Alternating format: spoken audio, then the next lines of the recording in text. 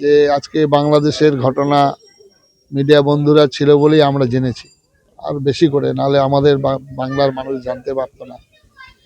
এক শ্রেণীর মানুষ যেটা বলছেন আপনারা, এক শ্রেণীর মানুষ যখন সংখ্যা হবে তখন বেলডাঙ্গা সর্বত্র ঘটনা ঘটবে।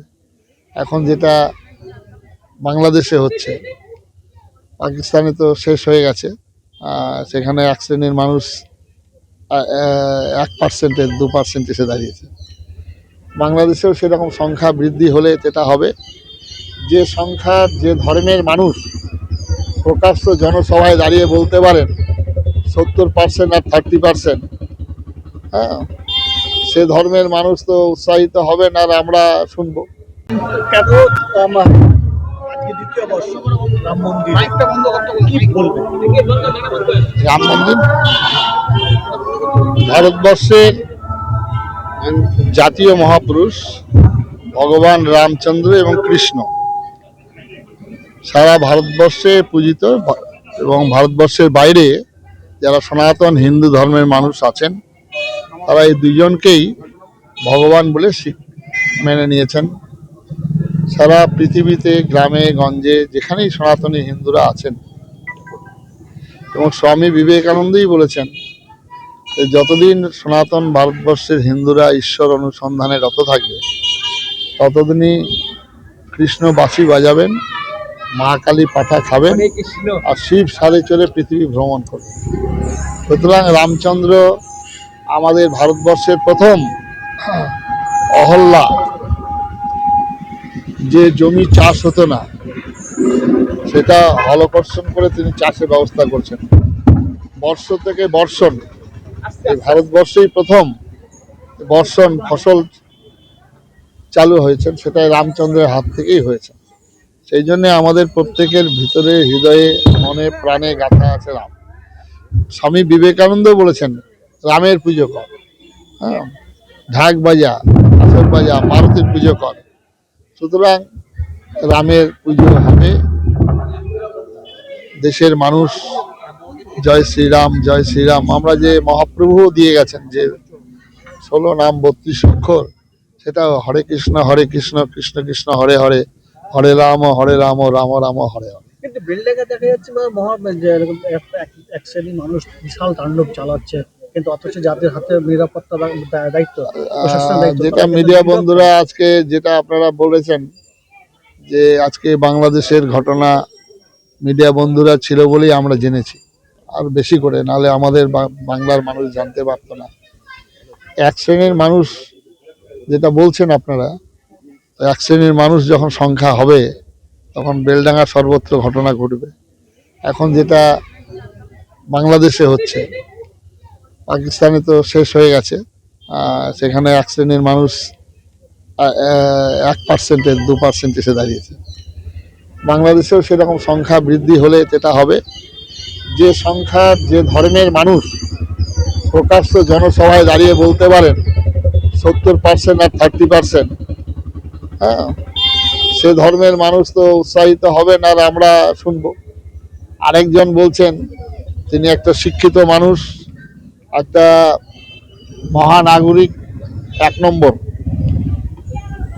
তিনি বলছেন যারা ইসলাম ধর্ম গ্রহণ করেনি তারা হচ্ছেন হতভাগা দুর্ভাগা দাওয়াতি। এটা আমাদের কোনো হিন্দু কোনো যত বড়ই হোক না কেন এটা বলতে পারবে? আমরা কোনোদিন বলেছি? কোনো সনাতন ধর্মের মানুষ এই কথা বলে না। স্বামী বিবেকানন্দ চিকাগো শহরে দাঁড়িয়ে বলছেন তোমরা হিদেন বলে, কাফের বলে মনুষ্য গোষ্ঠীকে দুটো ভাগে ভাগ করেছেন, আর আমরা হিন্দুরা বলি, দাঁড়িয়ে থেকে বলি যে অমৃতের পুত্র। সবার মধ্যে অমৃত আছে, সবার মধ্যে মনুষ্যত্ব আছে, তার জাগরণ, সেটাই হচ্ছে সনাতন ধর্ম। পশ্চিমবঙ্গ জুড়ে রামের পুজো, তাহলে কি রামের মধ্যে চেষ্টা কোন রকম ভাবে? রামের পুজো পশ্চিমবঙ্গে জুড়ে না, সারা ভারতবর্ষ জুড়েই রামের পুজো হবে। আজকে আমরা এখানে বলছি তো ব্রিটেনের মতো জায়গায় সেখানে পার্লামেন্ট শুরু হয়েছে, গঙ্গা জল ছিটিয়ে শ্রীমৎ ভাগবত গীতা পাঠ করে। এটা আসতেই হবে। মানুষ যদি হতে হয় মানুষকে, তাকে আমাদের সনাতন ধর্মের যে নীতি নিয়ম, সেই নীতি নিয়মের মধ্যে আসতেই হবে। পশ্চিমবাংলায় কি কারণ আমাদের ছোট্টবেলায় শিশুদেরকে আমরা যে শেখাই স্কুলে অসতোমা সদ্গময়, তমসো মা জ্যোতির্গময়, মৃত্যুর মা অমৃতঙ্গময়, আবির আবির্ময়েদি। অসত্য থেকে সত্যের পথে নিয়ে চলো, অন্ধকার থেকে আলোর পথে নিয়ে চলো, মৃত্যুলোক থেকে অমৃত লোকে নিয়ে চলো। এই প্রার্থনা ভারতবর্ষ ছাড়া আর কোনো ধর্মের মানুষ এই শিক্ষা দেয় না। রামের পুজো আমরা আগামী দিনে ছোট্ট বাড়বে পশ্চিমবঙ্গের বুকে? নিশ্চয় মানুষ সম্প্রতি যত বাড়বে? ধর্ম প্রাণ হবে, মানুষ যত ধর্মের প্রতি আকৃষ্ট হবেন, তখন তারা এটা পুজো করবেন। কেউ আমাদের ভারতবর্ষে যেটা হয় বাহ্যিক পুজোর বেশি হয়, যেমন দুর্গা পূজা বেড়ে গেছেন, এরকম রাম পুজো হবে। এখন তো মারুতি পুজো হচ্ছে, গণেশ পুজো হচ্ছে। তবে এই পুজোগুলোর আস্তে আস্তে যে উদ্দেশ্য, আমরা আজ ভগবান রামচন্দ্রের পুজো করলেই হবে না। আমরা যেটা বলি, রামচন্দ্রের পুজো করতে গেলে রামচন্দ্রের আদর্শটাকে কিছুটা মানতে হবে নিজের জীবনে। রামচন্দ্র কি করেছেন? রামচন্দ্র আদিবাসী, বনবাসী, গিরিবাসী ভাইদেরকে তাদের এঁটো খেয়েছেন, তাদের সঙ্গে বন্ধুত্ব করেছেন।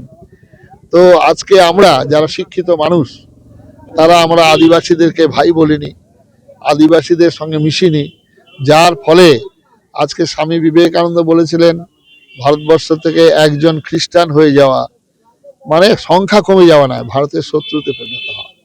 আজকে উত্তর পূর্ব ভারত পুরো ভারতবর্ষ থেকে বিচ্ছিন্ন হয়ে গেছে। কারণটাই হচ্ছে তারা সেখানে খ্রিস্টানরা সংখ্যায় বেশি বেড়েছে। যদি আমরা জয় শ্রীরাম স্লোগান, যদি আমরা রামের ভক্ত হই, তাহলে প্রত্যেকের উচিত হলো পাশের বাড়ি যে গরিব দুঃখী মানুষ আছে তাদের খোঁজ নেওয়া, তাদের সঙ্গে মেশা, তাদেরকে বন্ধু বলা, তাদেরকে ভাই বলে ডাকা। আমরা এটা করিনি। রবীন্দ্রনাথ বলেছে, হে মোর দুর্ভাগা দেশ, যাদের তুমি করেছো অপমান, অপমানে হতে হবে তাদের সবার সমান। আজকে আমাদের মন্ডল টাইটেল, চৌধুরী টাইটেল, সরকার টাইটেল 2 পুরুষ 3 পুরুষ আগে আমাদেরই হিন্দু সমাজের ছিল। আমাদের যে কোনো কারণেই হোক তারা আজকে বিচ্ছিন্ন হয়ে গেছে।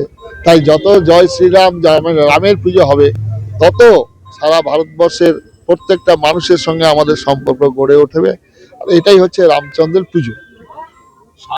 যে আজকে বাংলাদেশের ঘটনা মিডিয়া বন্ধুরা ছিল বলেই আমরা জেনেছি, আর বেশি করে নাহলে আমাদের বাংলার মানুষ জানতে পারতো না। এক শ্রেণীর মানুষ যেটা বলছেন আপনারা, এক শ্রেণীর মানুষ যখন সংখ্যা হবে তখন বেলডাঙ্গা সর্বত্র ঘটনা ঘটবে।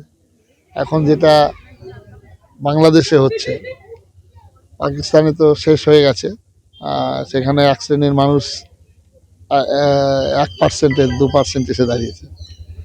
বাংলাদেশেও সেরকম সংখ্যা বৃদ্ধি হলে যেটা হবে, যে সংখ্যার যে ধর্মের মানুষ প্রকাশ্য জনসভায় দাঁড়িয়ে বলতে পারেন 70% আর 30%, হ্যাঁ, সে ধর্মের মানুষ তো উৎসাহিত হবেন আর